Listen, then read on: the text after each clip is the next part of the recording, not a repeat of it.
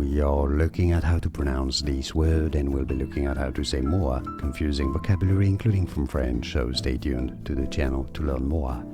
So the confusion comes from the fact that it's a French word originally, and in French it's said as réveille, réveille. And since there aren't many sounds that are similar to French and English, well, there are different ways of pronouncing it. In British English, it's generally said as Reveille, Reveille. Now, in American English, however, it's usually said as Reveille, Reveille, or Reveille, because, again, sounds from French don't exist in English, and there is no stress in French in any particular syllable. That's why you have different stresses on first or second syllable. Reveille or Reveille.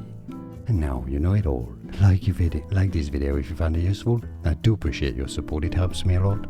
More videos for you here to learn more. Thanks for watching.